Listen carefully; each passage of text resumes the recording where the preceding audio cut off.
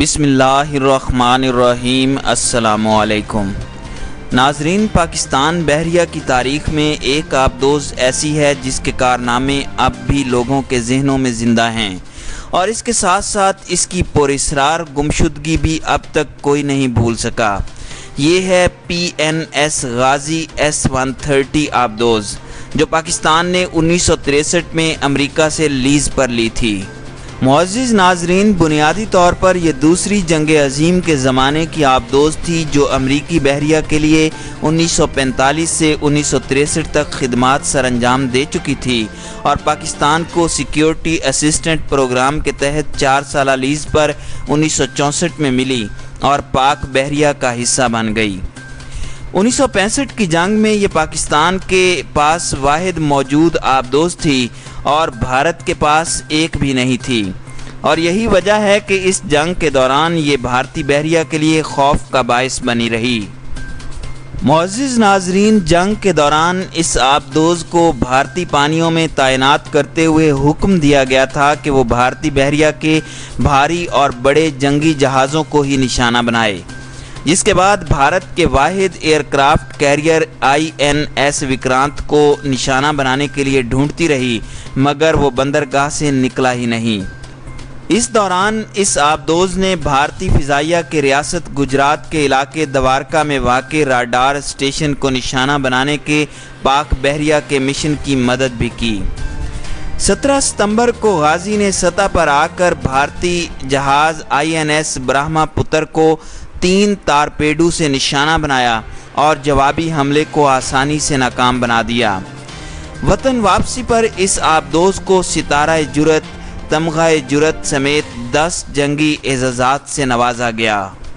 1965 کی جنگ کے بعد 1967 میں پاکستان نے ایک بار پھر امریکہ سے اس آبدوز کی 4 سالہ لیز کا معاہدہ کیا، اور اس کی حالت کو بہتر بنانے کے لیے ترک بحریہ سے مدد لی گئی۔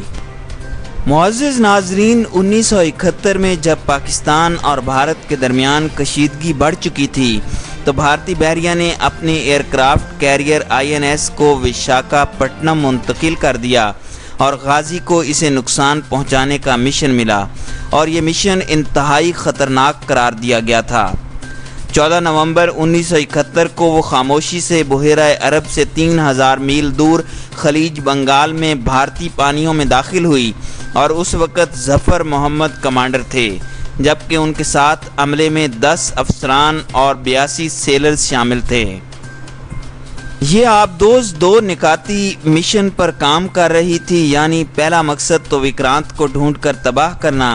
جبکہ دوسرا بھارتی مشرقی ساحلی علاقوں میں بارودی سرنگیں بچھانا تھا، جس میں اسے کامیابی بھی ملی۔ اسی مشن کے دوران یہ آبدوز 4 دسمبر 1971 کو وشاکھاپٹنم پورٹ پر سرنگیں لگانے اور وکرانت کی تلاش کے دوران پراسرار طور پر تباہ ہو کر ڈوب گئی۔ معزز ناظرین، یہ ایسا پراسرار واقعہ ہے کہ اب تک اس آبدوز کے تباہ ہونے کی اصل وجہ تاحال سامنے نہیں آ سکی۔ تاہم بھارتی دعویٰ تھا کہ اسے INS راجپوت نے 3 اور 4 دسمبر کی درمیانی شب تباہ کر دیا تھا، مگر پاک بحریہ کی انٹیلیجنس نے اپنی تحقیقات اور فوجی معلومات کا تجزیہ کرنے کے بعد اسے مسترد کرتے ہوئے بتایا کہ غازی آبدوز حادثاتی طور پر بارودی سرنگیں بچھاتے ہوئے حادثے کا شکار ہوئی۔ معزز ناظرین، اس حوالے سے غیر ملکی ماہرین کی رائے بھی پاکستانی موقف کی تائید کرتی ہے، جن کا کہنا تھا کہ غازی ممکنہ طور پر ان بارودی سرنگوں کا نشانہ بن گئی جن کو اس نے بچھایا تھا۔ بھارت نے اس حوالے سے امریکہ اور روس کی جانب سے تحقیقات کی پیشکش کو مسترد کیا ہے، جس سے بھی پاکستان کے موقف کو تقویت ملی۔ معزز ناظرین، 2003 میں بھارتی بحریہ کے غوطہ خوروں نے غازی سے کچھ چیزوں کو نکالا اور اس کے ساتھ شہید ہونے والے 6 پاکستانی سروس مین کی نعشوں کو بھی لے کر آئے، جن میں سے ایک پیٹی آفیسر میکینیکل انجینئر تھے، جبکہ ایک سیلر کی جیب میں ایک خط بھی تھا جو انہوں نے اپنی منگیتر کے لیے لکھا تھا۔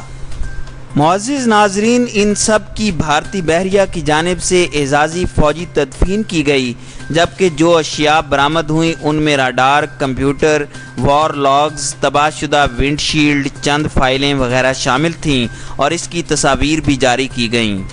1972 میں غازی میں سوار عملے کو حکومت پاکستان کی جانب سے بہادری کے ایوارڈز دیے گئے اور یہ پاکستانی بحریہ کی تاریخ میں اب تک کی واحد امریکی ساختہ آبدوز بھی ہے۔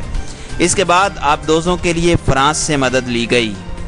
معزز ناظرین، پاک بحریہ نے اس کے بعد آبدوزوں کے تحفظ کے پروگرام کو بھی بہت زیادہ بہتر بنایا، جبکہ اس آبدوز کے حوالے سے ISPR کے تعاون سے 1998 میں ایک ٹیلی فلم غازی شہید بھی PTV پر نشر ہوئی۔